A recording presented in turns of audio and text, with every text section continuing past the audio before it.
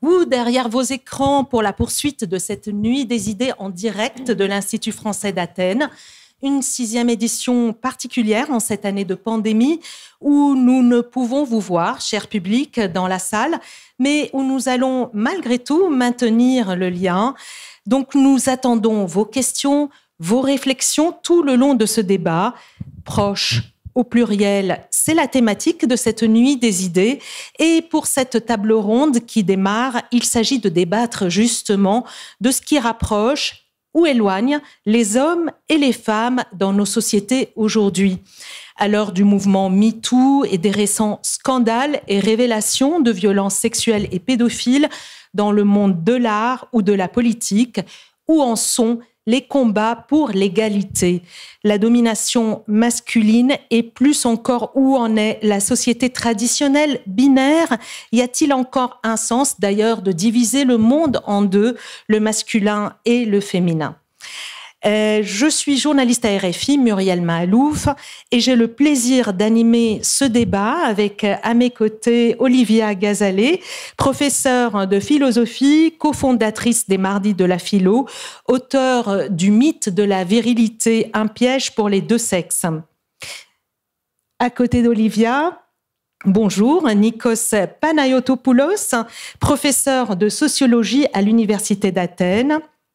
À ma gauche, Théophano Papazissi, professeur émérite de droit à l'Université Aristote de Thessalonique, pilier du texte de loi sur la création du Pax en Grèce, il y a 2 ans, je crois. Alexandre Lacroix, écrivain, philosophe, journaliste et directeur de Philosophie Magazine, auteur du roman autobiographique La naissance d'un père. Bienvenue à vous tous. Olivia Gazalet, j'aimerais commencer par vous.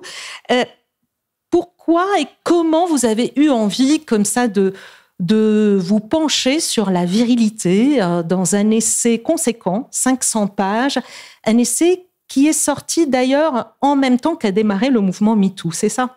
Oui, c'était le hasard du calendrier. Oui, en fait, pour répondre à votre question, je n'étais pas partie sur une réflexion sur le masculin et la virilité, absolument pas. C'était un sujet qui était totalement inconnu pour moi. Et en fait, je réfléchissais sur le féminisme et je me posais la question, je me demandais comment se fait-il qu'aujourd'hui, alors que le féminisme, à l'heure où le féminisme a en quelque sorte remporté la bataille idéologique, et que si on remonte jusqu'aux Précieuses, le féminisme a déjà plus de 3 siècles maintenant, comment se fait-il qu'on en soit encore là en termes de discrimination, en termes de violence, en termes d'injustice, de sexisme ordinaire, et en tirant des fils, j'ai compris par une sorte d'intuition un matin que en fait le problème ne venait pas seulement de la perpétuation des stéréotypes sexués féminins, autrement dit de la perpétuation de l'éternel féminin avec tout ce que ça peut transporter comme connotation un peu négative, enfin en tout cas de passivité ou d'image un peu artificielle d'une femme idéale, mais que vraisemblablement, les blocages venaient du fait que les stéréotypes sexués masculins, eux, n'étaient pratiquement jamais questionnés. Autrement dit, nous, les femmes, nous avons fait ce travail de remise en cause de l'éternel féminin depuis très longtemps, et alors que les hommes, eux, sont toujours prisonniers pas tous évidemment, mais du mythe de la virilité, c'est-à-dire une définition de la virilité qui est finalement très ancienne puisqu'elle remonte à la Grèce antique et qui paraît comme complètement inadaptée au monde d'aujourd'hui et dont les hommes sont aussi les prisonniers. Donc, pour aller vite, ce que j'ai voulu montrer par cet essai, c'est que le sexisme était un emprisonnement et une aliénation et un piège pour les deux sexes, parce que évidemment, ce que ça produit, ce mythe de la domination masculine, c'est très bien connu en termes d'appropriation, d'infériorisation et de minoration de la femme. Ça n'a rien de nouveau. Mais en revanche, ce qui est beaucoup plus tabou, c'est de se dire que le privilège masculin est aussi un piège et que les hommes ont aussi à souffrir de ces injonctions à la force, à la puissance, à la maîtrise et à la restriction des émotions. Donc, ils sont aussi eux-mêmes enfermés dans ce carcan. Les deux sexes sont enfermés. Nikos Panayotopoulos, vous êtes sociologue. Est-ce que vous êtes d'accord? Dites-moi pour vous, quel est le fondement social, justement, de la domination masculine?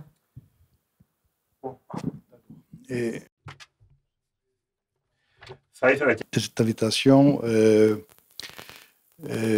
qui me donne l'occasion de participer à un débat qui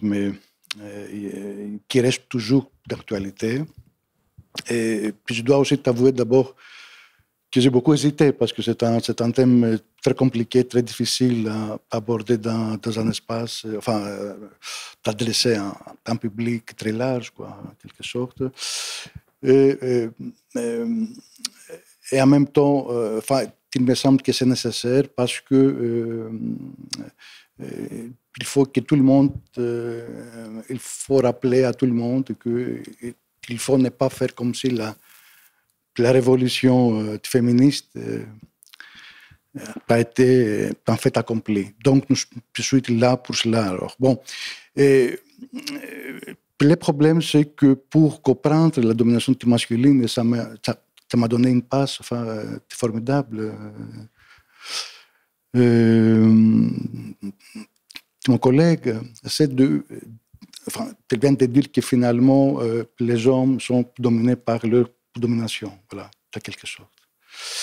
Donc, pour comprendre en fait la domination masculine, il me semble que le savoir sociologique est très important parce que la traite comme dans les termes de la violence symbolique, c'est-à-dire c'est un fait c'est un fait social très important.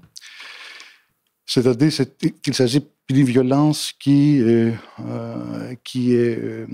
reconnue, mais en même temps elle est méconnue. On ne méconnaît pas ce principe. Donc, il me semble, pour comprendre aussi bien la domination masculine, aussi bien le fait que les hommes sont dominés par leur domination, il faut avoir en tête que la domination masculine, c'est une institution qui se présente sous des formes. Se présente sous la forme des choses, sous la forme comment dirais-je, d'objectivité. Il y a des espaces objectifs, des espaces féminins, des espaces masculins. Il y a des instruments différentiels, instruments pour les femmes, instruments pour les hommes, etc. Mais en même temps, c'est ça l'essentiel, à mon sens, c'est que cette institution de la domination masculine se présente sous la forme de ce qu'on appelle la subjectivité. Voilà. C'est-à-dire sous la forme, se présente dans la tête, sous la forme de pensée, sous la forme de catégories d'appréciation, sous la forme de taxonomie avec qui organise le monde, se présente aussi dans le corps sous la forme de dispositions corporelles qui sont visuelles dans le maintien du corps, dans la manière de se tenir, dans la posture, etc. Bon, pour qu'il y ait domination masculine, il faut qu'il existe une correspondance entre les structures objectives et les structures mentales. Voilà. Pour que la domination masculine se présente comme une évidence, ça présuppose une telle correspondance. Voilà. Alors, oui, mais cette domination... Excusez-moi, toutes les fois qu'il y a un travail social de construction, des conditions, des possibilités de la construction de cet accord, la domination masculine se produit et se reproduit. Voilà. Alors, cette domination, effectivement, on le voit avec vous deux, elle est aussi oppressante pour les femmes, mais aussi pour une certaine catégorie d'hommes. peut-être que les hommes se retrouvent piégés par cette virilité, mais en même temps, ils s'y accrochent, il faut le dire quand même.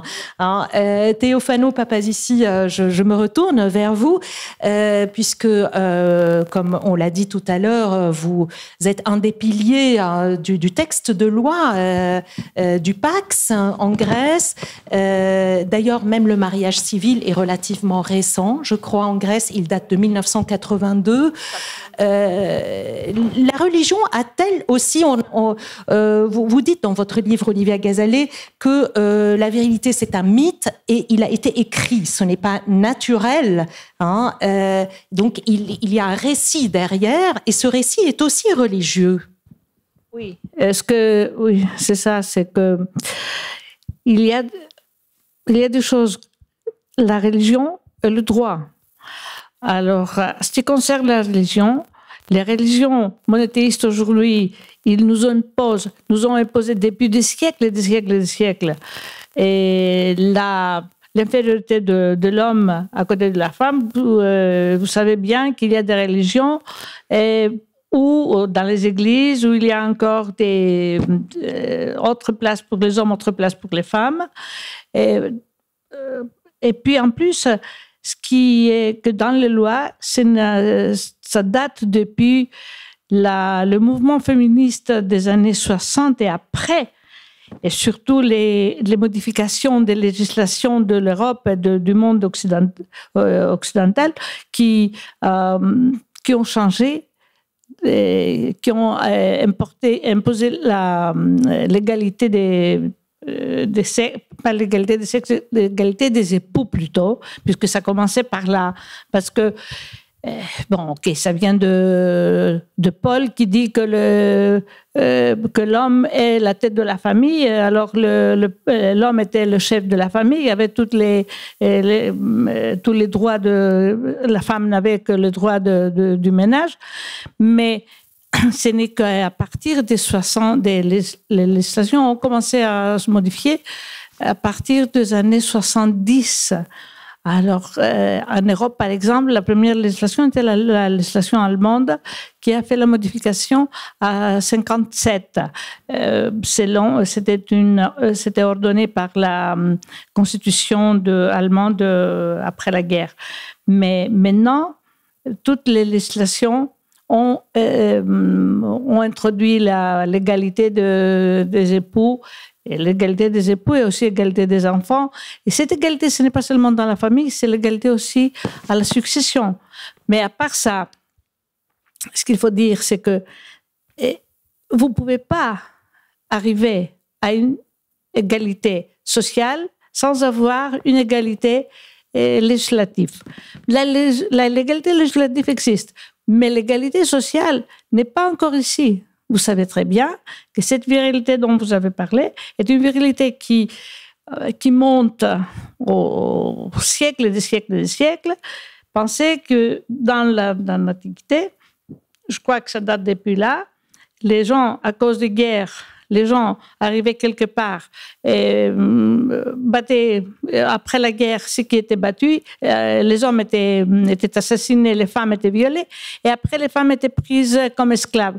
Alors une esclave qui devait vivre avec quelqu'un, d'abord il n'aimait pas, et lui, il ne respectait pas. Il faisait des enfants, mais vous voyez, c'était des ménages sans amour. Alors ça donne une infériorité à l'homme par rapport à la femme. Et ça fait une mentalité. Et cette mentalité, on la retrouve dans la religion. Et après la religion, on la retrouve dans la loi positive. Et après, c'est vraiment une mentalité qui nous pèse jusqu'aujourd'hui. Et heureusement que... Alors moi, je suis pour les droits de l'homme. Dans les droits de l'homme, vraiment, il y a une égalité. À ce qui concerne aussi bien le sexe que les enfants, et aussi aux droits de toute personne, pas seulement le sexe homme, femme, mais aussi personnes du même sexe qui ont le droit de créer des ménages reconnus comme mariage, et aussi avoir des enfants. Moi, je ne crois pas que des hommes ou des femmes qui vivent ensemble ne sont pas capables d'élever des enfants. Moi, je crois que la seule chose qui est vraiment condition pour élever des enfants, c'est l'amour. Et je connais pas mal de couples hétérosexuels qui sont vraiment incapables d'élever des enfants. Moi, je suis actuellement, je dirige un orphelinat des filles. Et les filles qu'on a là, ce sont des filles de familles qui exercent vraiment très, très, très mal la responsabilité parentale. C'est pour ça que la garde est enlevée. Ce ne sont pas des orphelins au vrai sens du mot, alors où les parents n'existaient pas, les parents existent, mais ils sont vraiment, c'est mieux de les oublier au lieu de les voir. Et puis en plus, vous voyez, en ce qui concerne la virilité, ce que je voulais dire, j'étais aussi pliée aussi à la loi de la modification du genre. Alors, pensez que le problème de transsexuels est un problème d'existence, puisqu'il y a des gens, peut-être du même sexe, par exemple des hommes, qui attaquent de transsexuels femmes qui étaient avant des hommes et qui les battent jusqu'à la mort. Alors, pourquoi ? Pourquoi ? Puisqu'ils ne sont pas assez virils. Alors moi, je trouve ça vraiment affreux. Affreux. Alors, est-ce qu'en Grèce, justement, on a le droit, quand on est un couple homosexuel, d'élever des enfants ? Et bon, la loi ne donne pas le droit à adopter et ne reconnaît pas le droit aux couples homosexuels du même sexe, disons, pas homosexuels, du même sexe, et faire des enfants par procréation médicalement assistée. Mais une fois que quelqu'un il est homosexuel, une femme homosexuelle, n'a pas de problème d'aller comme personne chez le docteur, dans un labo, et être fécondée et mettre un enfant au monde. Cette femme, elle vit avec une autre, elle élève l'enfant, personne ne le prend d'elle. Mais si cette femme dit au labo qu'elle présente un contrat de partenariat, elle ne sera pas acceptée. Parce que ce n'est pas autorisé aux personnes du même sexe faire des enfants, même par procréation médicalement assistée. Ça, c'est vraiment... bon... C'est idiot. Bon, c'est comme ça. Et parce que ça existait. Pourquoi ça existe ? Parce que quand la loi pour la procréation médicalement assistée date de 2002, alors à l'époque, les femmes seules pouvaient avoir accès à une fécondation médicalement assistée, mais ces femmes, on ne demandait pas les femmes si elles sont homosexuelles ou pas. N'importe pas, à personne. Mais aujourd'hui, le contrat de partenariat date de 2015 et ce n'était pas possible puisque vraiment, bien que cette loi est passée avec une très grande majorité dans le Parlement, mais c'était parce que le droit d'avoir d'enfants n'était pas donné aux personnes du même sexe. D'accord. Alexandre Lacroix, je rappelle que vous êtes l'auteur d'un livre qui s'intitule « Naissance de la paternité ». Vous avez, en fait, c'est 5 enfants qui ont donné naissance chez vous à la paternité, 4 garçons et une fille. On retrouve beaucoup de livres sur la maternité, peu sur la paternité. Qu'est-ce qui vous a donné envie de vous plonger comme ça dans cette épopée, 500 pages aussi, une épopée sur la paternité? Alors, effectivement, je vais prendre la parole dans un registre un peu différent, étant donné que La naissance d'un père, mon livre, est un roman. Et donc, avant même d'essayer de construire une théorie de ce que serait la paternité, je vais parler d'une expérience. C'est un roman autobiographique. En fait, mon premier enfant est né en l'an 2000, le dernier en 2017. J'ai 5 enfants.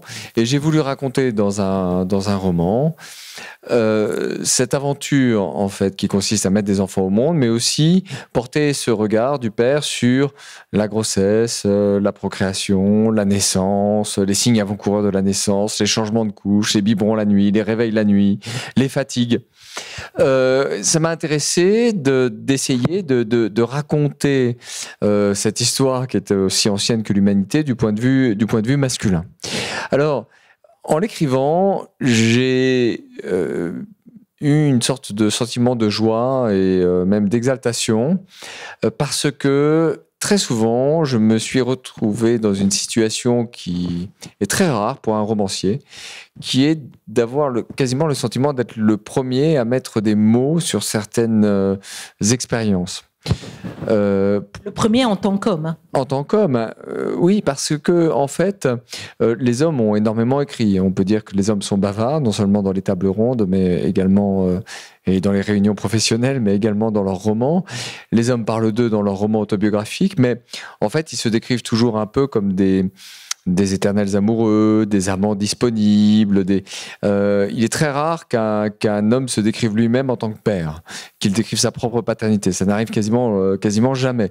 Et il y a presque un sous-genre littéraire qui est le roman qu'on écrit sur son père, c'est-à-dire qu'on rend hommage à son père, qui est une figure absente, problématique, d'autorité, qui signale une sorte d'absolu, une initiation à la mort, que sais-je. Mais ces romans, en fait, ils sont tout à fait codifiés par notre tradition monothéiste. Parler de son père, c'est en fait parler de l'absolu, du vrai, de Dieu, c'est de parler d'une grande abstraction.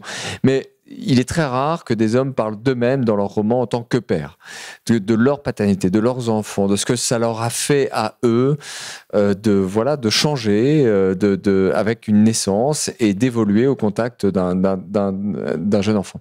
Alors, je voudrais citer ici Virginie Despentes qui dit l'intimité est l'envers de la virilité. Est-ce que vous vous sentez à contre-courant justement par rapport à cette tradition virile ? Non, pas à contre-courant. En fait, c'est très concret ce que je vous raconte là. C'est pour ça que c'est un roman. Je vais prendre un exemple. Partons du concret. Quand vous allez...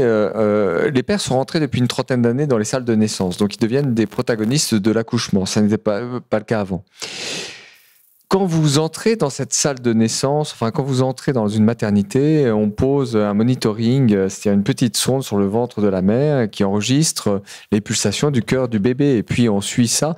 Et en fait, cette petite sonde qui est retenue par un élastique, elle est l'objet d'une espèce de hantise par les jeunes parents, par les futurs parents, parce qu'en fait, on ne sait jamais bien la caler. Elle tombe, on tousse, la maman a des contractions. Et donc en fait, ça crée sur le relevé quasiment sismographique des battements du cœur de l'enfant, des aléas extrêmement terrifiants, et on se dit que quand les sages-femmes vont arriver, elles vont voir ça, Et quand on commence à décrire ça, en tant qu'homme, on se dit, bah voilà, je suis sur un terrain vierge en littérature.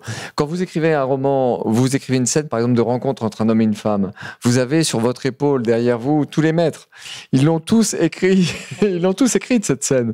De Stendhal à Hemingway, ils l'ont tous écrite. À Philippe Roth, ils l'ont tous fait. Cette scène que je viens de vous raconter, celle du monitoring, personne ne l'a écrite.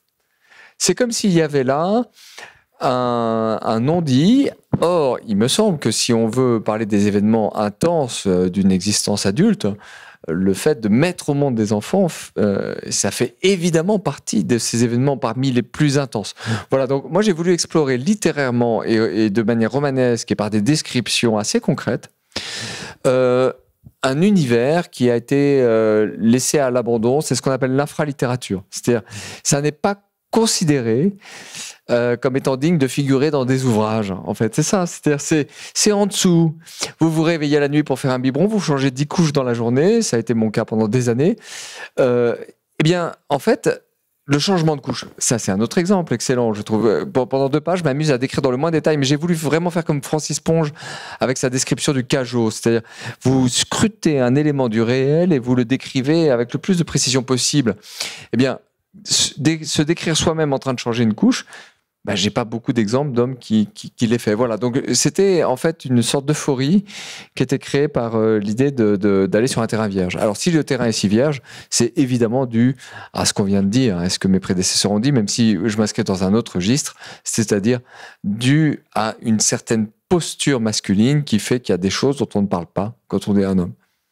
Alors, on ne parle pas beaucoup aussi des fluides, des humeurs. On en parlait tout à l'heure avant le débat, Alexandre Lacroix. Et justement, j'aimerais qu'on se plonge un petit moment, une petite pause poétique dans votre ouvrage. Et si vous voulez bien nous lire ce passage, vous décrivez l'accouchement de votre femme, de votre fille unique, puisque sur les 5 enfants, vous avez une fille. Quelle malchance. Alors, tandis que nous échangions quelques paroles amicales debout dans la chambrette, là on est avec ma femme, avec la sage-femme. Une flaque de liquide rosâtre et gluant vint s'abattre violemment sur le sol entre les pieds de Julia. Elle portait seulement la robe de papier des parturientes, sans culotte pour freiner cette cataracte. Qui, le visage crispé, s'écria « Je le sens, il vient, il vient ». Je précise une chose, on n'a jamais voulu savoir le sexe des enfants pendant la grossesse. Donc le « il » est le « il » universel et neutre du bébé dont on ne connaît pas le futur sexe. Étrange, mais c'est comme ça. Comme dans un cartoon où le héros se met en 4, Christelle, la sage-femme, passa une tête dehors pour appeler de l'aide, tout en montrant du doigt à Julia le fauteuil noir à étrier, sur lequel il n'y avait aucune protection. « Asseyez-vous » jetait-elle d'un côté. « Vite, venez les filles, j'ai une urgence » lançait-elle de l'autre, quand le crâne du bébé fit son apparition entre les cuisses de Julia, qui était à peine assise à l'extrémité du fauteuil, qui n'avait pas passé les étriers, qui n'était pas fixée. Je vis Christelle lâcher la porte et, n'attendant plus aucune aide, effectuer le saut intrépide du gardien de but qui s'élance pour cueillir le ballon au ras du gazon. En effet, elle attrapa le bébé expulsé par une contraction avant qu'il ne tombe par terre, tandis que le ventre de ma femme, comme un tonneau percé par un coup de hache, déversait ses matières spongieuses et ses flots tanniques. Luisant, congestionné mais hurlant, palpitant, plein de vie, exposé au soleil d'une journée d'août qui éclaboussait la pièce, le bébé était là, et c'était une fille, cas pour lequel nous n'avions qu'un seul prénom, notre préféré en italien, Lucrezia. La maman est italienne. Si son physique plus tard s'est épanoui vers le type britannique, elle a peut-être aussi gardé quelque chose comme l'empreinte de sa mise au monde, car le moins qu'on puisse dire est que sa naissance préfigurait le caractère qu'elle ne tarderait pas à manifester. Dès l'âge de 2 ans, Lucrezia, dans ses façons d'agir, a exprimé cette même vigueur éruptive, cette même capacité d'affirmation indifférente à toutes les contingences et les retenues ordinaires qu'elle avait mis à naître. Et si j'avais jamais eu envie d'une fille, je l'avais rêvé ainsi, avec une volonté en acier trempé, qu'aucune prudence ne saurait réfréner et aucune domination masculine circonvenir. Mais ne suis-je pas en train de projeter sur les images flamboyantes de cet accouchement mon propre désir d'avoir une fille puissante ? Alors le désir d'avoir une fille puissante, c'est vrai qu'avoir une fille, c'est peut-être plus de responsabilité que d'avoir un garçon, puisque une fille arrive dans une société où elle a moins de droits, même en Europe. Olivia Gazalet, vous, à un moment dans votre livre, vous mettez l'accent sur le fait que les filles réussissent mieux dans les études, sont plus diplômées, mais pourtant, elles accèdent moins aux postes clés, comme cadre, aux postes de responsabilité. Comment vous l'expliquez ? Alors, moi, je ne suis pas sociologue, mais je me suis penchée sur ce que les sociologues en avaient dit, notamment Baudelot et Establet, dans un essai qui s'appelle « Allez les filles », et qui s'était interrogé. Pourquoi est-ce que les filles, effectivement, c'est une tendance qu'on observe dans beaucoup de pays de démocratie développée depuis plusieurs décennies maintenant. C'est-à-dire que les filles investissent plus la scolarité, elles ont plus de mentions au bac, en tout cas en France, et pourtant, elles continuent... Pardon ? Et pas que. Non, mais elles font des études en moyenne plus longues et plus brillantes, mais bizarrement, elles continuent à s'orienter, à ne pas s'orienter vers les filières les plus prestigieuses, en tout cas en France. Et en tout cas, elles continuent à s'auto-censurer, à aller, par exemple, beaucoup moins dans une prépa scientifique que dans une prépa littéraire. Les métiers d'ingénieur sont réputés encore très masculins, la politique aussi, etc.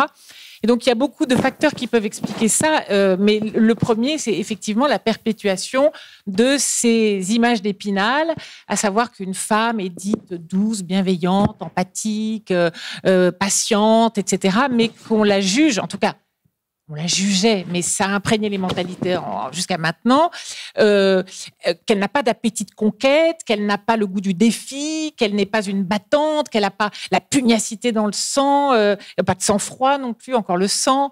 Donc tous ces privilèges masculins et virils. Et à l'inverse, il y a beaucoup d'hommes qui s'auto-censurent aussi, parce qu'ils s'interdisent d'être coiffeurs ou tout simplement infirmiers ou profs de lettres, parce que la société considèrent que ça n'est pas assez valorisant parce que ça correspond pas à l'archétype de l'homme dominant et puissant. Donc il y a ça, il y a aussi, on peut pointer aussi ce que fait la sociologie contemporaine, en France en tout cas, c'est de pointer aussi une socialisation de genre différenciée. C'est-à-dire que la fille va être en général plus à la maison, elle sort moins, ses sorties sont plus encadrées, elle est plus surveillée, etc. Et elle est moins au dehors. Et quand elle est au dehors, il n'y a pas ce qu'il y a dans les cours de récréation ou dans les cours des cités, des immeubles, etc. Cette espèce de valorisation de la violence, du caïd qui épate la galerie et les filles par ses coups de gueule, ses coups de force, sa façon de faire vroom vroom avec sa moto, etc. Et avec un certain goût aussi de la transgression de la règle. Comme quoi, au lycée, dans les classes, enfin ça c'est mon expérience de professeur je l'ai vraiment constaté, c'est-à-dire que la jeune fille sait qu'elle n'a que les études comme issue pour s'en sortir, donc elles sont au premier rang, elles notent et elles font tout ce qu'on leur demande. Et à l'inverse, les garçons, enfin c'est un cliché mais je l'observe quand même, ce qui fait entre guillemets stylé pour un garçon, c'est d'être au fond de la classe et de ne pas écouter le prof, surtout si c'est une femme. Et pourtant, il décroche les boulots. Surtout si c'est une femme. Oui, ça, c'est la discrimination qui existe aussi bien verticalement qu'horizontalement. Hein. Ou peut-être le manque de confiance des femmes aussi en elles. Les femmes s'auto-inhibent aussi beaucoup. J'ai des tas d'exemples aussi en tête. On n'ose pas, on s'interdit des choses. Il y a toujours cette présomption d'incompétence qu'on va nous coller à la peau, donc qu'on finit par intérioriser. Donc il y a beaucoup de facteurs en réalité qui expliquent les blocages. Mais c'est en train d'évoluer grandement, rapidement, et ça ne peut évoluer que, comme on le disait tout à l'heure, par cette révolution du féminin qui n'est pas accomplie, qui n'est pas achevée. Elle ne pourra s'achever qu'avec la révolution du masculin, c'est-à-dire quand les hommes aussi auront compris qu'ils ont le droit à la sensibilité, ils ont le droit de parler. Parce que c'est intéressant ce que disait Alexandre Lacroix sur la paternité, parce que la paternité, c'est un apanage viril. Mais en fait, il y a toujours eu dans les mentalités une distinction entre la filiation, qui était le domaine symbolique de l'homme, qui transmet son nom et ses biens, et la procréation, qui est le domaine de la femme et qui est le domaine de l'organique et du biologique. Et donc là, si j'ai bien compris, j'ai pas encore lu ton livre, mais tu t'empares de la question de la procréation justement. Mais de dire que la paternité, ça a toujours été quand même quelque chose que les hommes ont investi, mais du point de vue symbolique. Et de la transmission. Voilà, de la transmission. Et de s'en emparer du point de vue des couches, du point de vue organique. Parce que c'est vrai que le grand partage mais qui a lieu dès l'Iliade en réalité, c'est que l'homme, c'est le logos et la transcendance, c'est le langage et le verbe, et la femme, c'est l'immanence, c'est l'organisme, c'est l'éros. Et tout ce qui va avec, c'est-à-dire effectivement le biologique, l'ancrage dans les fluides, l'ancrage dans les entrailles, etc. Et donc, c'est vrai que je trouve intéressant cette façon de s'emparer de la paternité du point de vue procréatif, justement. Alors, de la Grèce antique à la Grèce contemporaine, Nikos Panayotopoulos. Écoutez, il me semble qu'on a... ça n'est vraiment un plaisir parce que sans être orchestré, il y a une ligne qui nous associe finalement. C'est-à-dire qu'on a parlé de la virilité qui c'est un mythe, c'est une illusion bien fondée, comme on disait au XIXe siècle, un sociologue. On a parlé de la paternité, etc. Ce qui me fait penser que finalement, pour comprendre le fait incontestable que malgré les grands changements dans les rapports entre les sexes, il y a des permanences, la domination masculine persiste, etc., il y a une constance. Il ne faut pas penser en termes d'une philosophie de l'action selon laquelle les principes des actions, c'est la conscience. C'est ça le problème. Il me semble qu'il faut changer de philosophie d'action, de l'action, choisir une philosophie plutôt dispositionnelle. Il ne faut pas faire comme si on a un problème avec des consciences qu'il faut les éclairer. Donc, ça serait vraiment facile, ça. Comment il faut faire, alors? Vous allez me dire que la conscientisation, la prise de conscience n'est pas importante. Ça ne sert à rien. Non, je n'ai pas dit ça. C'est capital, c'est essentiel pour démarrer les mouvements de la subversion, pour assigner ses fins. Mais il me semble qu'il y a des choses que la conscience n'a pas de prise sur ces choses-là. C'est-à-dire qu'il y a des choses dans le sang, au niveau du corps, au niveau des dispositions. Et si nous voulons faire une révolution des rapports entre les sexes, dans le sens d'une égalité stable et profonde, il me semble que tout ça, ça présuppose un travail de rééducation. C'est-à-dire un travail de changement des dispositions, un changement des conditions sociales de production de ces dispositions. Parce qu'en fait, ce qui est sexiste, c'est notre inconscient. C'est ça le problème. C'est pourquoi on ne peut pas dépasser la situation. Prenons un exemple, par exemple, plus pratique, pour ne pas parler toujours théoriquement.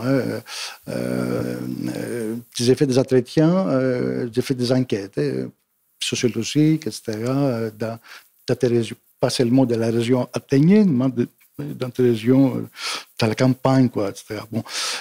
Donc, il y a un couple, je pose une question à la femme, je m'adresse à la femme, et c'est l'homme qui répond. Voilà. Oui, c'est ça. Mais dans la bonne conscience, c'est-à-dire, c'est pourquoi que je dis que pour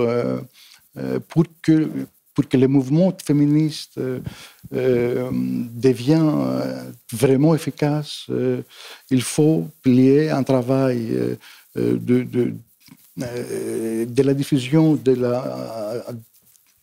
la prise de conscience au niveau de toute la population, mais en même temps, il faut qu'elle soutienne un travail qui est long, qui est difficile, ok, c'est vrai, mais un travail de changement, de disposition, aussi bien masculine que féminine, quoi. Parce que, comme on vient de le dire, on ne peut pas les femmes, enfin, la lutte des femmes contre la domination masculine, c'est-à-dire contre les dispositions que les hommes les imposent, ne faut pas se passer sans la libération des hommes de leur domination. Voilà. Voilà, il me semble, en tout cas, que c'est nécessaire, en tout cas, il me semble. Alors, j'aimerais à présent aborder un tout autre sujet. Dernièrement, en France, dans le sillage de MeToo, il y a eu plein de scandales,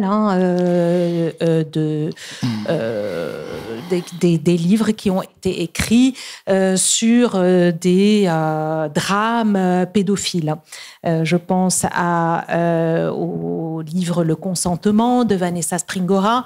Je pense aussi au tsunami qu'a déclenché Camille Kouchner avec la Familia Grande. Donc, la parole se libère, la parole de la femme se libère.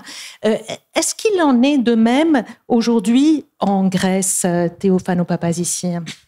Oui, récemment, il y a vraiment...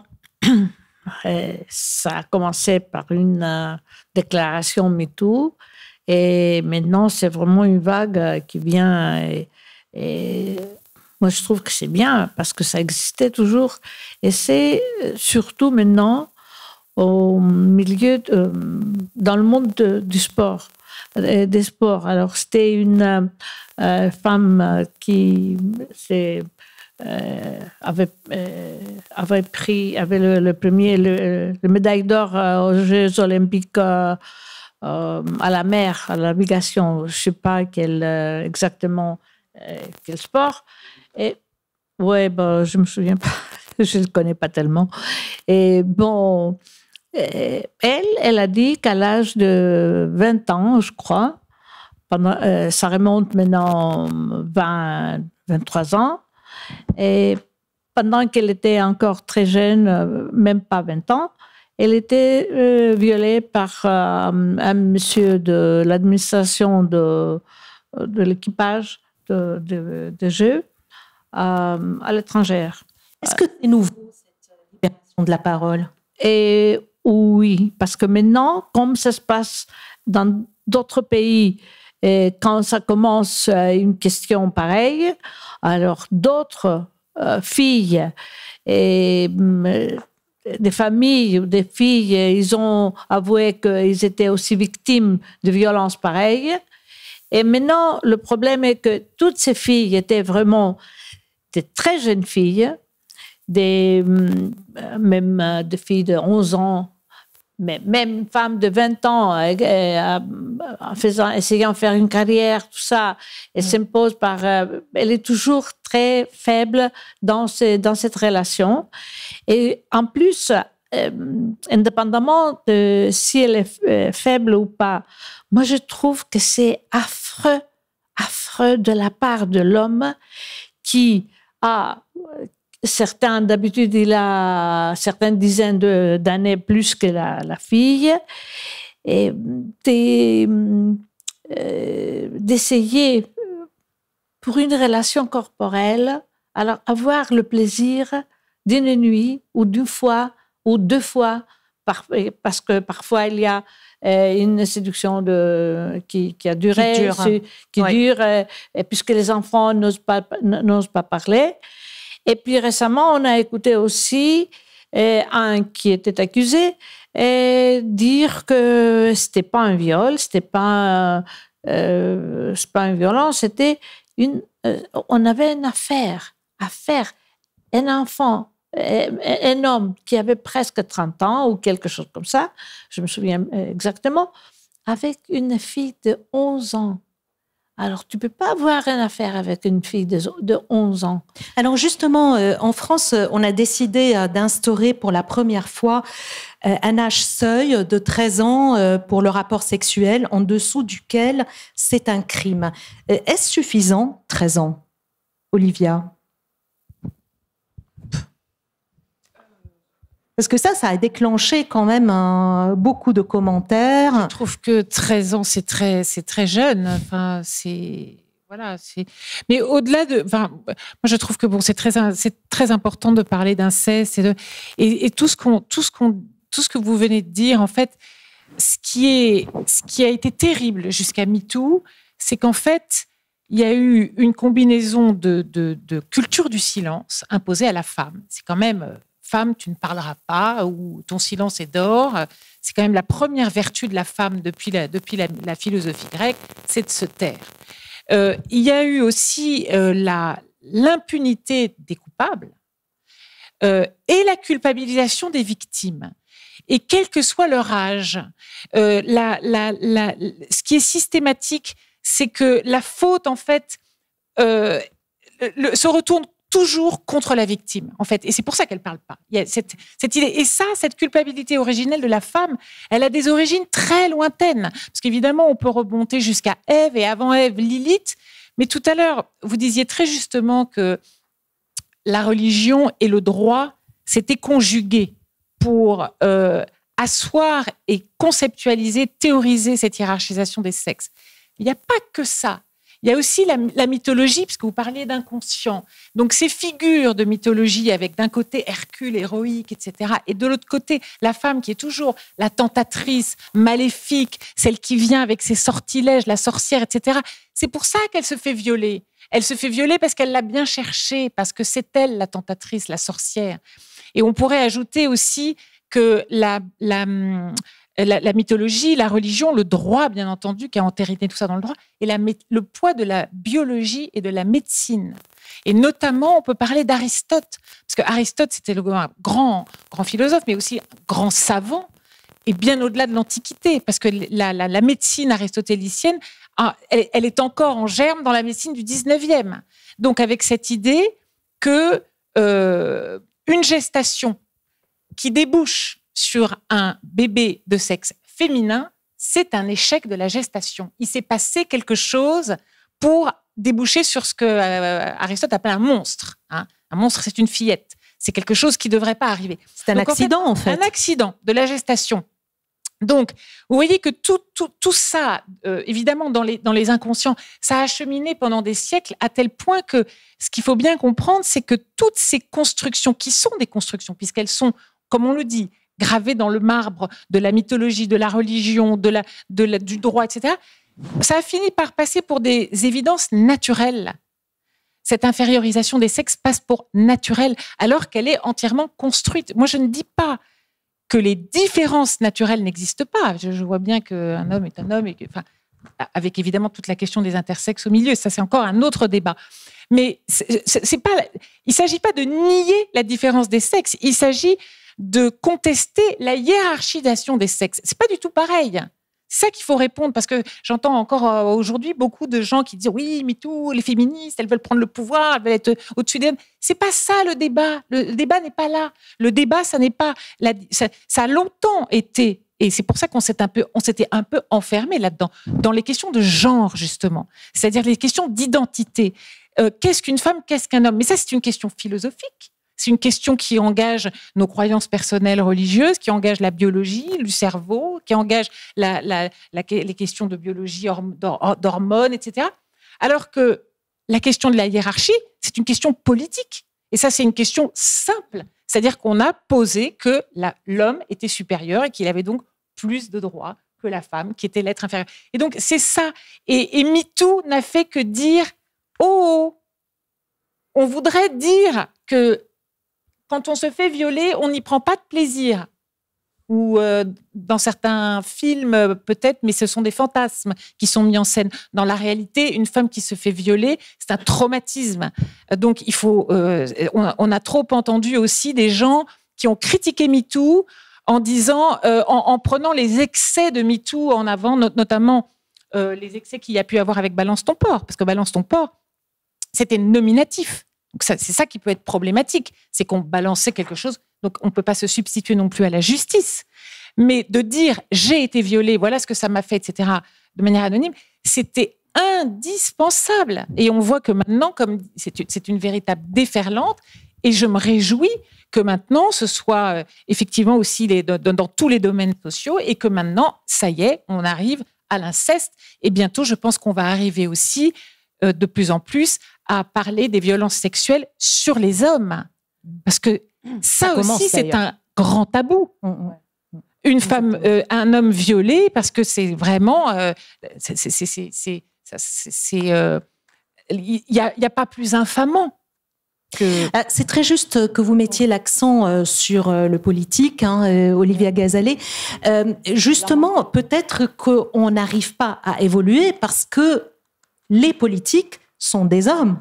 Et en fait, ils dominent le monde. Et comment alors faire? C'est-à-dire que les femmes doivent... Attendez que Kamala Harris... c'est ça, c'est ce que j'allais dire. C'est-à-dire que les femmes doivent accéder au poste politique pour faire avancer les choses, non? Écoutez, là, il me semble qu'en Europe, on donne le bon exemple, en tout cas.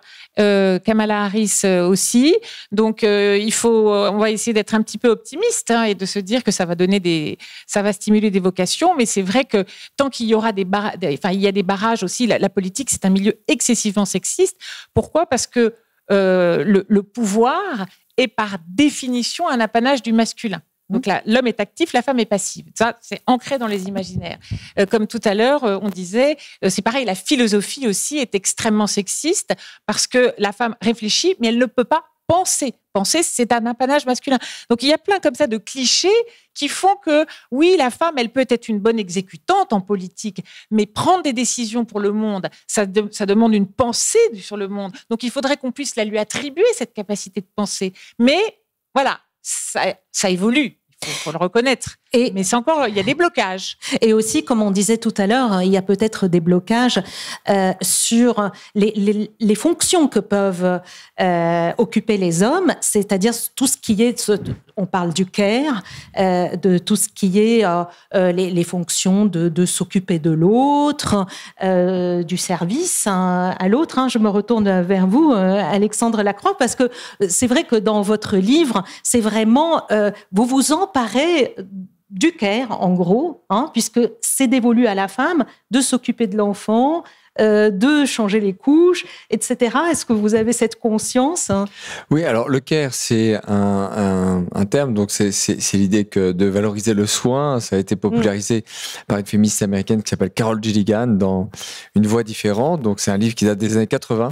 Mais c'est vrai que j'ai eu la chance tout à l'heure d'atterrir à Athènes, de venir vous voir, de voir l'Acropole. Et j'ai envie d'essayer de traiter ces questions, même en simplifiant un peu, à travers une opposition entre des philosophes qui ont vécu sur cette acropole, sur cette colline où la philosophie a été inventée. C'est vrai que quand je suis arrivé, je vais vous dire, une émotion, parce que je consacre un certain nombre d'heures chaque jour à la philosophie, à la fois comme directeur de Philosophie Magazine, et en lecture, en réflexion. Et tout a commencé là, sur cette petite colline près de la mer. Je me suis dit, mais qu'est-ce que c'est que cette histoire ? Pourquoi c'est parti de là ? Alors, on peut se dire que du point de vue de l'éducation, l'opposition entre Platon et Aristote reste assez pertinente. Sans même parler du care, il me semble que ça indique deux voies assez différentes qui permettent de raccrocher plusieurs choses qui ont été dites précédemment, notamment sur la distinction entre la filiation et la procréation. Alors, ce que dit Platon, sa vision de la pédagogie, sa vision de l'éducation, parce qu'il a évidemment une philosophie de l'éducation. Tous les philosophes grecs étaient des directeurs d'école, donc des éducateurs, des pédagogues. Sa vision consiste à dire que l'éducation passe par le langage, par le dialogue. C'est une vision puissante. C'est-à-dire que par le dialogue, un dialogue sous-tendu par une forme d'amitié ou d'éros, mais quand même, c'est l'exercice verbal qui compte. Ça n'est pas par hasard que dans le Phèdre, quand Socrate est emmené en dehors des murs d'Athènes, je me réfère encore une fois à la ville d'Athènes, il va un peu là dehors, peut-être là où on est d'ailleurs. Il va entre les arbres, il voit une rivière, Phèdre lui dit c'est beau, il dit oui mais ça m'intéresse pas. Moi ce qui m'intéresse c'est d'être là où on parle, là où on parle entre hommes, parce que au fond c'est ça, l'éducation c'est une affaire de langage. Alors on a vraiment pensé l'éducation de manière platonicienne jusqu'à nos jours, en valorisant énormément non seulement l'acquisition de savoir, mais le fait qu'éduquer, ce serait monter sur une estrade, sur une chaire, et puis transmettre par le discours un certain nombre de connaissances.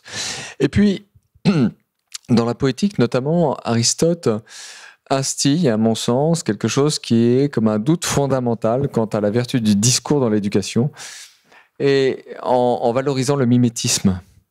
En valorisant le fait que dans l'éducation, en fait, ce qu'on comprend à travers cette idée de l'imitation que valorise énormément Aristote, c'est que là, il y a un autre vecteur d'éducation qui est que les enfants, mais aussi les comédiens, en un autre genre, et les artistes, mais les enfants imitent ceux qui sont autour d'eux. Et donc là, il me semble qu'il y a deux voies, et on voit bien qu'il y a une voie qui s'adresse aux consciences, mais qui n'a pas forcément besoin de descendre dans les pratiques, qui va valoriser des moments de dialogue intense avec les enfants ou avec les jeunes dans lesquels on leur fait passer des connaissances, la voie de Platon.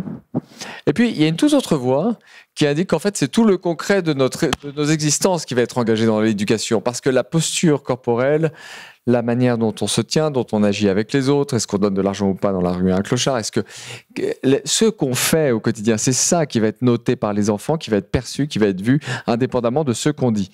Moi, je suis convaincu qu'Aristote, dans cette affaire, a raison. Et je le vois avec mes enfants. Ils ne font pas du tout ce que je dis. Par contre, ils font énormément ce que je fais. C'est-à-dire qu'ils observent, ils regardent, ils voient comment je me positionne par rapport aux autres, et c'est ça qui va compter. Donc, effectivement, cette voie aristotélicienne, au fond, il me semble qu'elle prépare en quelque sorte l'arrivée du care. Alors, je sais pas, j'ai un peu dérivé, mais l'idée, en gros, c'est que si on veut agir sur l'éducation, il faut pas faire de grands discours. C'est ça l'idée générale. De grands discours sur le masculin et le féminin. Ça, c'est faible. Il faut montrer l'exemple d'un certain comportement avec les femmes. Enfin, c'est-à-dire que ça se joue dans des choses très concrètes. Il faut avoir une attitude exemplaire. Une attitude exemplaire, en tout cas, savoir déjà être conscient que nos actes seront répliqués. Que nos actes sont un modèle, pas nos discours, nos actes. Sauf que nous sommes quand même formatés. On dit quand même avec toute la bienveillance, et même si on est très, très évolué, très naturellement, d'une petite fille comme tu es jolie et d'un petit garçon comme tu es fort. Ah, c'est des choses quand même, l'inconscient n'y est pas pour rien. Certes, mais justement, c'est là qu'il faut être vigilant. Ce que je voulais dire, c'est que... Vous arrivez à éduquer les 4 garçons et votre fille pareil? Alors, ça c'est vraiment intéressant parce qu'ils sont nés le plus âgé en 2000 et j'ai quand même l'impression d'observer à l'échelle du microcosme familial une sorte d'inversion au sens où les garçons sont, je vais le dire, un peu soumis, obéissants, presque trop en fait à mon goût. Et la fille est exactement comme je décris son accouchement, est d'une résistance, d'une volonté, elle aime la bagarre à un point, elle aime se battre physiquement, hein, c'est pas par des mots, hein.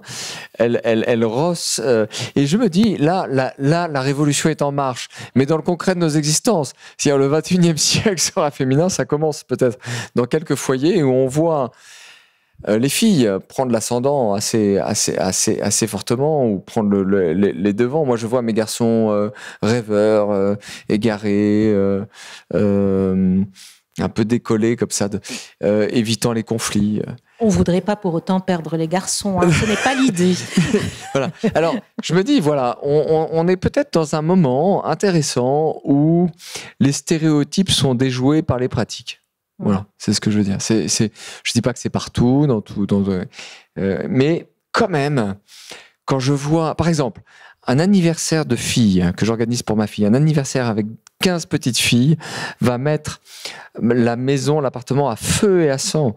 Un anniversaire de garçons, ils vont se réunir comme ça, comme des geeks, autour d'un iPad ou de quelques Lego, et ils vont être concentrés sur un truc abstrait, bizarre, dans un coin. Donc, non, moi je sais, et je suis heureux de ça, hein, c'est pas du tout une critique, je me dis, tiens, voilà, dans le concret, il y a des petites choses qui changent. Mais encore une fois, c'est la voie aristotélicienne. Observons ce qui se passe dans la pratique, essayons de réformer nos pratiques et de montrer l'exemple. Le discours, c'est flottant un peu. Théophano Papazicia, vous disiez tout à l'heure que vous étiez responsable d'un orphelinat de filles. C'est bien ça? Oui. Hein. Et alors justement, sur la question de l'éducation, comment on peut évoluer et donner confiance aux filles? Ouais, ça c'est un milieu beaucoup plus difficile que les milieux des enfants qui sont nés dans une famille où ils sont bien élevés au sens qu'ils sont aimés et que les parents font le travail qu'il faut faire. Et nos enfants sont des enfants qui ont des expériences que nous tous ensemble on n'est pas. Hein. Sont vraiment, ils ont vécu des choses qui sont vraiment très difficiles. Le moindre des choses est d'être humilié ou abandonné, ou c'est pas moi. Mais il y a encore des forces corporelles ou d'autres. Et ce sont, vous savez, les enfants révoltent. C'est pas. D'abord, ils ont. Ils ne font pas confiance, puisqu'il y a des choses qui paraissent être autrement qu'ils sont. Et c'est un travail vraiment très, très difficile, mais pour ça, on a des psychologues et des sociologues, des travailleurs sociaux qui s'occupent des enfants. Et puis bon, OK, on essaie tous, on a un personnel qui s'occupe de la vie quotidienne de filles et essaie de donner l'exemple des mamans qui comme ils doivent être. Mais vous savez, elles provoquent.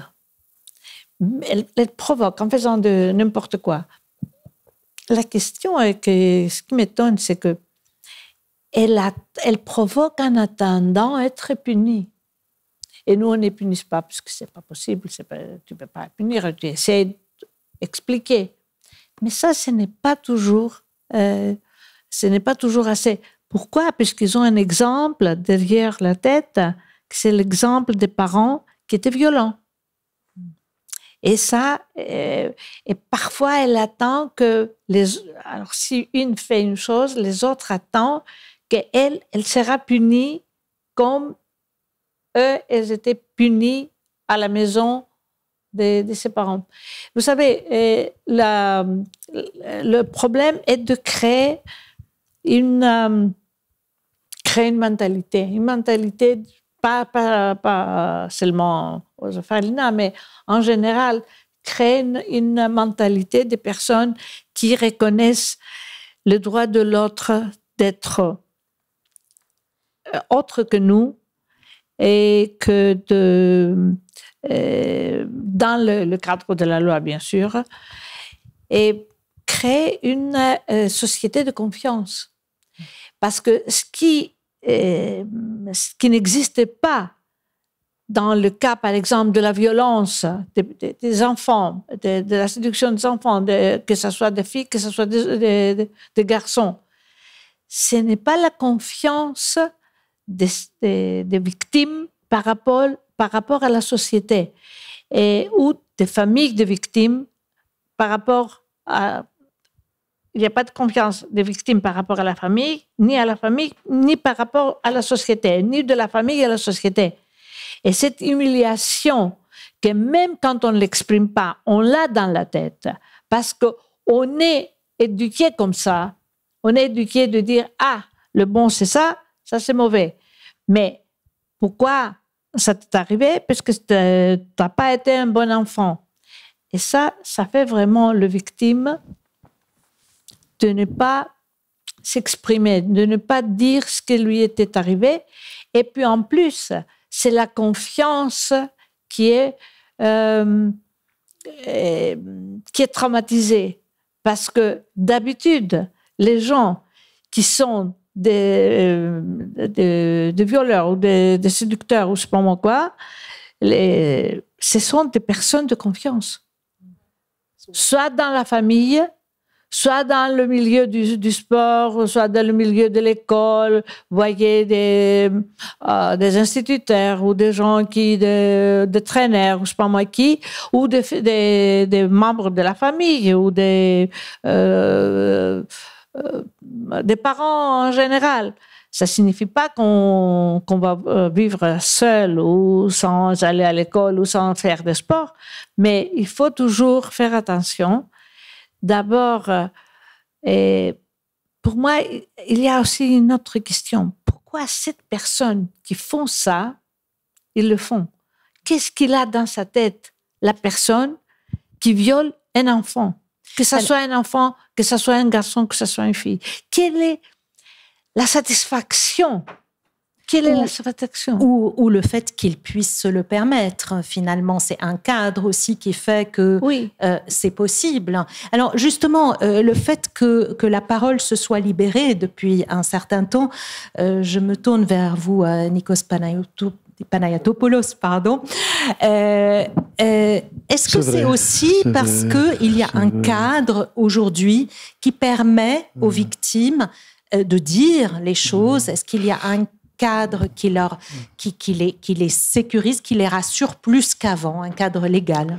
Bon, je vous remercie de la question parce que je voulais bien revenir à la question de la dénonciation qui a été évoquée à l'occasion du cas, de cet athlète qui a été de l'actualité grecque il y a une semaine. Et la sociologie, c'est une manière de faire de la philosophie d'une autre manière, quoi.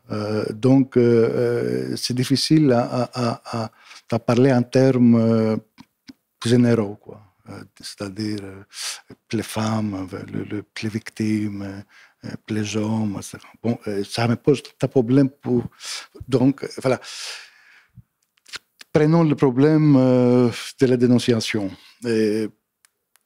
toutes les partis politiques ont fait ont publié de petits mots en disant aux femmes, osez, prenez du courage, etc. Bon, ça va, c'est bien. Mais le fait c'est que la tentation au courage n'est pas distribuée également. C'est-à-dire qu'il y a des conditions sociales de possibilité d'avoir peu de courage. Vous voyez, c'est-à-dire c'est pas une propriété naturelle, quoi, d'avoir peur ou d'avoir du courage. Et ce qui m'étonne d'ailleurs, c'est incroyable quand même dans cette époque-là, de parler comme si le courage, ça vient du ciel, etc. Bon, ça c'est la première question. C'est-à-dire, il faut donner il faut donner la possibilité, mais de dénoncer, ok, d'être protégé, mais il faut en même temps donner les moyens d'accès à la dénonciation, qui ne sont pas des moyens plus juridiques, mais ils sont des moyens sociaux. Il faut avoir de l'éducation, il faut avoir du corps, il faut avoir des familles qui te soutiennent, etc. Bon. Des questions qui, s'ils ne sont pas posées sociologiquement, on perd le sens, quoi. On perd complètement le sens et on ne dit rien. C'est-à-dire on risque d'en nager dans la confusion, quoi. Bon, on a parlé des conquêtes des femmes, quoi, c'est vrai. Mais on ne peut pas se réduire à l'espoir. C'est-à-dire, étant donné que la condition inférieure de la femme continue à résider dans un ordre symbolique dans lequel la femme continue à être un objet et pas un sujet, ça ne change pas. C'est-à-dire, étant donné que tellement ta condition que les femmes cessent d'apprendre ta point de vue sur elles-mêmes, sur les hommes, qui n'est pas le point de vue des hommes. Voilà. Si elle continue à se percevoir comme les hommes désirent, ça va se reproduire. Voilà. C'est pourquoi que c'est pas, comme je disais au début, c'est pas une question c'est pas une question de conversion de conscience tellement. C'est capital, mais il suffit pas ça. C'est pourquoi que ça présuppose, comme j'ai dit auparavant, il me semble, un long, difficile travail de rééducation, de changement de disposition. Et ce mouvement, ce travail, ça va nous aider à penser en termes de structure, de différence. Par exemple, en termes pourquoi ces filles-là et pas d'autres, quoi. Les filles de cette institution ne sont pas les filles de tout le monde, hein, n'est-ce pas? Ouais. Bon, voilà. Donc, ça donne une possibilité de réponse à vos questions qui sont légitimes, mais qui sont, comment dirais-je, sociologiquement pas logiques, quoi. Quelque chose. Comme ça. C'est-à-dire, il me semble que c'est très nécessaire de sociologiser tout, quoi, dans la question autour de la domination masculine. Voilà. Olivia Gazalet, vous avez commencé par évoquer le désir que vous avez eu de vous plonger dans cette histoire de la virilité au début de votre travail. Vous vous êtes demandé pourquoi on est encore si loin, finalement, d'une égalité des sexes. Est-ce que vous avez une réponse aujourd'hui? Et le chantier paraît encore immense. Alors oui, s'il y avait une réponse, la réponse, c'est un peu tout ce qu'on vient de dire, c'est-à-dire que la perpétuation de représentations qui sont devenues très inconscientes et de choses qui sont naturalisées. Par exemple, tout à l'heure, quand vous parliez des métiers du sexe... pardon. Excusez-moi. Non, mais ça peut être aussi un sujet, les métiers du sexe. C'est aussi le mythe de la virilité. Mais bon, c'était pas votre question. C'est des métiers du care. Et dans les métiers du care, en fait, il y a un profond piège. Et ça répond à votre question, à votre dernière question. Parce que, en fait, on dit que qu'une femme est naturellement, qu'elle a pour vocation naturelle de s'occuper et de se mettre au service des autres. Alors, je prends par exemple le cas d'une infirmière. Le piège, c'est que en réalité, comme on considère que ce sont des propriétés ou que ce sont des qualités naturelles, ce ne sont pas des compétences acquises. Moyennant quoi, sur le marché du travail, ça n'a pas de valeur. Et ce sont des professions qui sont sous-payées parce que précisément, on considère qu'une infirmière, c'est parce que c'est sa nature d'être gentille et d'être voilà. Donc c'est tout ça les pièges, c'est tout ce que nous avons intériorisé. Donc évidemment, le travail de déconstruction, il est très lent. Déconstruire, ça n'est pas détruire. Détruire, c'est assez rapide parce qu'on prend un marteau et on tape. Déconstruire, et encore, on casse pas toujours tout comme on voudrait, mais déconstruire, c'est beaucoup plus long parce que ça consiste à montrer comment ça a été construit, déjà de montrer que ça a été construit et comment, et de remonter par exemple très loin. On n'a pas eu le temps de l'aborder, mais en fait cette domination masculine, il suffit de rappeler qu'elle n'est pas universelle, qu'elle n'est pas originelle pour en comprendre toute l'artificialité en fait. C'est-à-dire que pendant des dizaines de millénaires, il n'y avait pas de domination masculine, tout simplement. Donc là, on n'a pas le temps de l'expliquer, mais voilà, on a adoré une des grandes déesses mères des origines. On lui donnait, elle était adorée à peu près partout. Il y avait des prêtresses et les droits et les prérogatives entre hommes et femmes étaient beaucoup mieux répartis. Et puis, il y a eu un processus avec il y a plein de facteurs, l'arrivée de la guerre, mais les monothéismes, évidemment, avec un dieu mâle tout-puissant qui ont évincé le culte de la grande déesse un peu partout. Et tous ces phénomènes-là, en réalité, il faut les connaître et il faut les avoir en tête pour pouvoir déconstruire. Parce que vous avez en face de vous des gens qui sont persuadés qu'ils sont dans le vrai quand ils vous disent que tout est naturel. Mais moi, je ne conteste pas les différences naturelles, je le disais très bien, je le disais tout à l'heure. Mais il faut quand même comprendre toute la conceptualisation et la théorisation artificielle qui s'est greffée et qui a transformé les différences naturelles en injustice sociale. Et c'est ce travail-là de distinction des deux qui me paraît très important à opérer, mais qui prend du temps, parce que ça prend toujours du temps d'expliquer. Donc avant que ça, ce soit ce qu'on dit nous dans ce cadre-là, avant que chacun l'ait vraiment compris et intégré, ça prendra autant de temps que de faire comprendre que la colonisation a été un problème ou d'autres sujets qui prennent du temps. Mais il faut y croire. Et en tout cas, ce qui est bon signe, c'est que l'éducation va dans ce sens-là. En tout cas, je parle pour le point de vue français, va dans ce sens-là.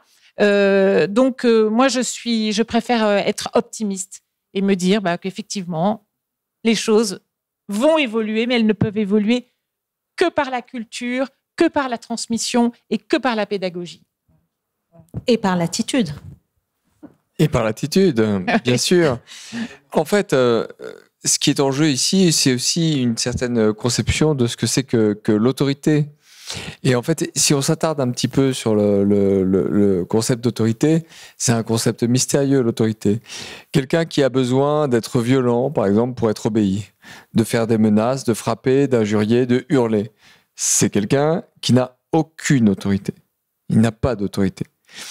Inversement, quelqu'un qui a besoin de se justifier, d'expliquer longuement chaque conseil qu'il donne, chaque recommandation qu'il fait, chaque règle qu'il pose pour la vie collective. Et là, je parle d'un parent qui aurait besoin en permanence de longuement justifier rationnellement chaque chose qu'il fait. Il n'a pas d'autorité. Donc l'autorité, c'est ni le discours bavard, ni l'explication rationnelle, ni la coercition physique, ni la violence. Alors c'est quoi l'autorité si c'est ni l'un ni l'autre? Je dirais qu'on peut essayer de revenir un peu à la racine du mot. C'est une racine latine, à auctoritas. Auctoritas, c'est la même racine que auteur. En fait, quelqu'un est reconnu comme auteur, enfin comme ayant de l'autorité, quand il est l'auteur de ses actes. En fait, je reconnais de l'autorité à l'autre. Moi, j'aime pas trop qu'on exerce de la contrainte physique sur moi, ni qu'on m'explique longuement ce que je dois faire. Mais je peux reconnaître de l'autorité à l'autre si j'ai l'impression qu'il va m'augmenter, en fait. Si j'ai l'impression qu'en le suivant, j'en serai augmenté. Et je vais être augmenté par qui ? Par celui qui est l'auteur de ses actes et qui m'aidera moi-même à être l'auteur de mes actes. Et du coup, je pense que en réfléchissant un peu à ce qu'est l'autorité, ni de longs discours, ni de la coercition physique, ni de la force, ni des hurlements, en réfléchissant à ça, on peut se dire, mais tiens, qu'est-ce que c'est qu'avoir une certaine autorité avec ses enfants ?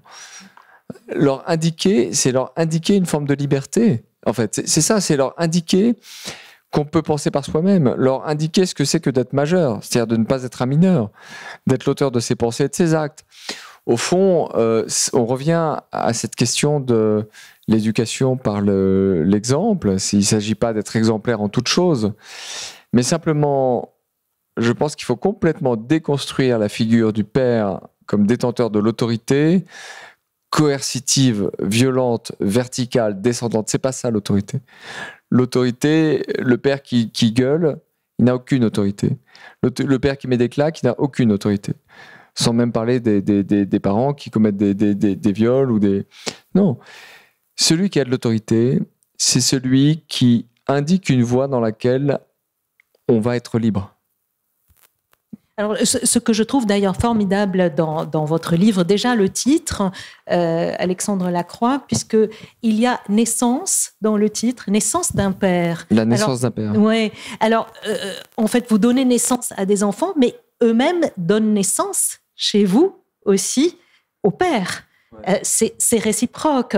Et par moments, vous montrez aussi qu'ils vous font avancer. C'est-à-dire que... Et c'est là que cette autorité dont vous parlez, c'est presque réciproque, en fait, dans votre livre. C'est-à-dire que, bien sûr, vous éduquez vos enfants, mais quelque part aussi, ils vous le rendent. Oui, bien sûr, l'éducation est croisée. Y a une phrase d'un poète anglais que j'aime beaucoup, Wordsworth, qui est l'enfant est le père de l'homme. J'aime beaucoup cette phrase. Ça signifie pas simplement une inversion, ça signifie qu'on est soi-même à sa paternité. La relation éducative ne préexiste pas. Les capacités à éduquer un enfant ne préexistent pas à l'arrivée de l'enfant. En fait, c'est une sorte de relation croisée dans laquelle vous vivez parce que, en tant qu'homme ou en tant que femme, parce que vous avez un enfant, vous êtes en fait profondément métamorphosé. Je dirais que la principale métamorphose, elle est assez simple à expliquer. C'est qu'avant d'avoir un enfant, on est solipsiste. C'est-à-dire, on pense que le monde se réduit au moi. Parce qu'il n'y a rien qui compte plus que soi-même, que sa propre vie, que ses propres douleurs, que ses propres frayeurs, ses propres souffrances. En fait, on n'est pas altruiste, on n'est pas si altruiste que ça. Et on est enfermé, en quelque sorte, encapsulé en soi-même. Un enfant arrive, tout d'un coup, sa vie est plus importante que la nôtre. Et là, on vit un décentrement. C'est comme une sorte de révolution galiléenne. C'est pas la Terre qui tourne du Soleil, c'est le Soleil qui tourne autour de la Terre. Je croyais être le centre du monde, tout d'un coup, je tourne autour d'un enfant. Et c'est ça qui m'arrive quand je deviens père. Donc c'est ça, naître à sa paternité, mais comme naître à sa maternité, c'est la même chose. C'est l'expérience d'un décentrement à partir duquel une éducation se fait, une sorte d'éducation croisée. Alors, là, j'en parle en termes théoriques. Moi, encore une fois, j'ai écrit un roman. Je suis un peu mal à l'aise dans ce débat. J'ai pas de grande perspective ni sociologique, ni philosophique à proposer sur cette question, même si je m'occupe de philosophie par ailleurs. Il me semble juste qu'il est intéressant de raconter cette expérience. De raconter cette expérience comme une expérience de métamorphose, comme une expérience de naissance à soi-même comme un autre, quand on devient père. Une autre chose qu'on apprend quand on devient parent, et je m'arrêterai là, qui est fondamentale, en dehors de ce décentrement, c'est une forme d'humilité par rapport au processus naturel.